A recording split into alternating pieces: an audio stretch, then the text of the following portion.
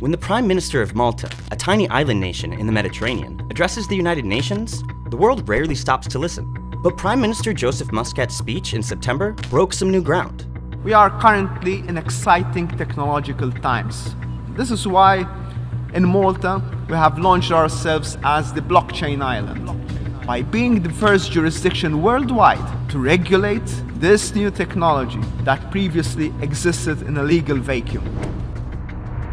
We traveled to Malta to see this blockchain island and were amazed by its beauty. A speck in the Mediterranean, between Europe and Africa, Malta is one of the smallest countries in the world, with a population of less than 500,000. For almost 500 years, the only thing that resembled crypto here was the crypt of St. Agatha, a virgin martyr who died in a Roman prison in the year 251. Today, however, there are dozens, and perhaps hundreds of crypto businesses on the island. But we were wondering how aware the local Maltese are of their country's new crypto and blockchain identity. We figured that, if anyone would know, it would be students at the university, one of the oldest in Europe.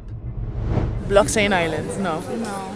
No, I don't know anything about that. So. No, I haven't. I don't think so. No. I think most of us don't know about it. I might be mistaken though. Personally, I didn't know about this.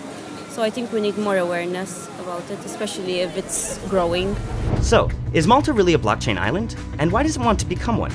Let's take a closer look.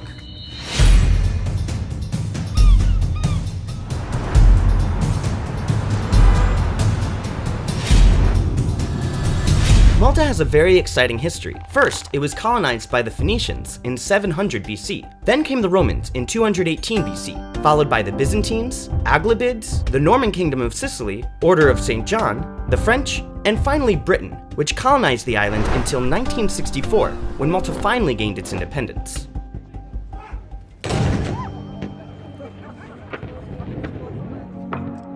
To grow its economy, Malta has always been innovative.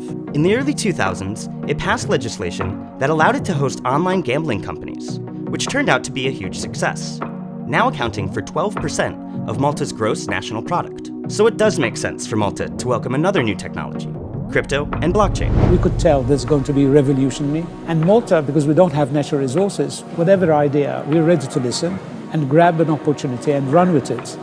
But the turning into reality, into implementation in such a short time, small countries like Malta are able to do it. We don't wait for tomorrow, we just try to do it today. Malta has leapt into the business of hosting crypto conferences. These events, largely supported by the government, attract major crowds. The recent blockchain summit drew almost 4,000 people, a number close to 1% of the total population of the country. What we really love about Malta is it provides a balanced and robust regulatory framework. The second group that's very important are the regulators, because they need to enforce and implement those laws and regulations.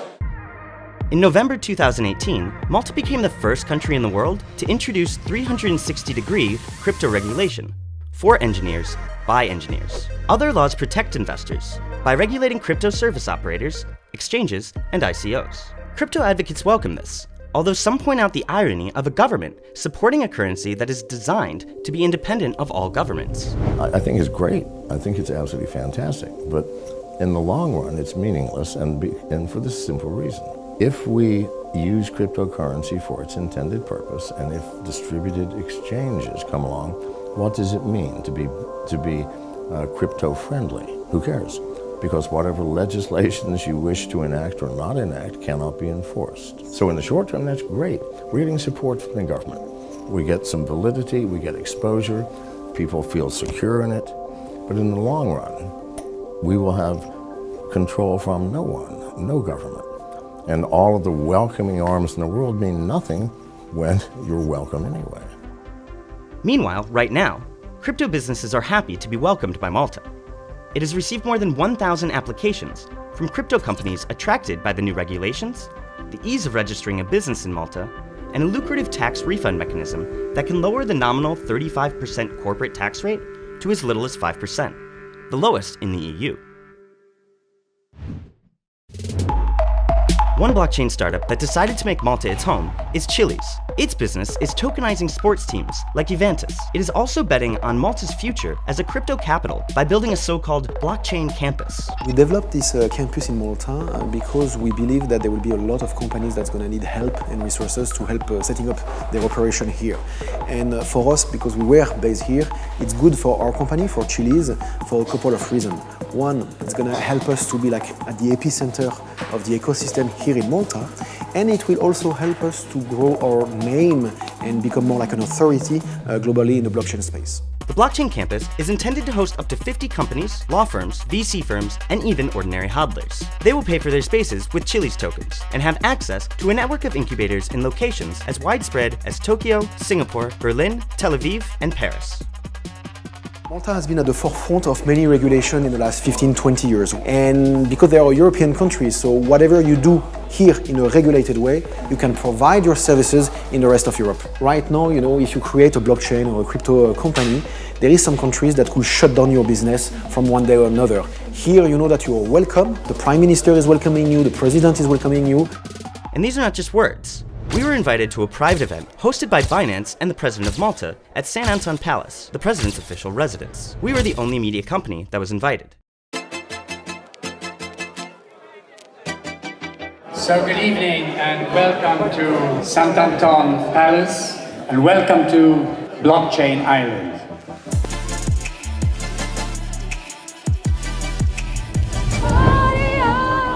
Why are you wearing a Binance shirt? Oh, it's a Binance event. Is it true that Binance is going to announce its office tonight? No comment.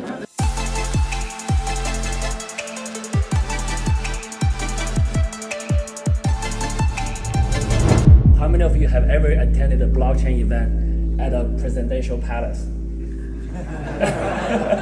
I think this is the first one in the world. I think Binance got really lucky, and I think as an industry, we got very, very lucky with Malta. Malta came at a time where regulatory clarity was very much needed, and we needed a government to support our industry, and Malta took that lead. So let's give a round of applause to the It's not just the business. I have come to know that this new technology will be a whole revolution of how humanity will be dealt with. We need to be one human family for each and every one of us to be successful in whatever we are doing. Thank you. Enjoy the evening. I first came to Malta in January this year. When I met with the regulators here, they were already very, very knowledgeable on blockchain industry. They understood it completely. Not only the technology, and they also understood the potential impact, both technology-wise, financial-wise, economically. They understood everything. And they already had a draft legislation before I even talked to them. They presented that to us for review and for comments. And I was like, wow, that's fantastic. Malta's attitude toward crypto and to new technology and business in general is paying off big. Its economy is growing at an unprecedented rate of 6.6%. For the last 3 years, it has been the fastest growing economy in the EU and one of the fastest in the world. Decades of budget deficits finally changed to a surplus 2 years ago. The economic growth in Malta is so high, it would have hit a ceiling long time ago, just like Luxembourg, if we were to rely on the Maltese labor force. We realize, and the government makes it very obvious with the people and tells them, look, it's a deal. If you really want to grow and your standard of living you want to increase, and for you and for your children, you have to have people coming from abroad. Now they make up 20% of our labor force, and is growing. And people do come from abroad. Some of them come to work in the new businesses. Others pay to become citizens of Malta. The country has collected 600 million euros through a controversial immigration by investment program, enabling foreigners to buy Maltese passports. So hodlers, if this has all made you want to become Maltese, save up €1 million, or 340 Bitcoin. Be aware, however, that your new home is not perfect. A history of lax regulation, low tax rates, and the Cash for Citizenship program have not attracted only good guys. Like every industry, blockchain industry and cryptocurrency industry probably has some actors who are perhaps not as honest as You and I might be, or others should be. But I do think Malta needs to be a little bit cautious about this because it's put up the banner to say Malta is open for business, for cryptocurrency and for blockchain, and is promoting itself as a blockchain island. And what I'm looking for, I think, as a next step, is to see the VFA and the MFSA come in to put some legislation in place to show how operationally there can be safeguards to at least make sure that the actors that are coming in are deploying good tools that, for example, allow solid KYC and AML, so know your client and anti-money laundering laws, to be put in place, and those checks and balances to be present using tools that are appropriate for this new industry.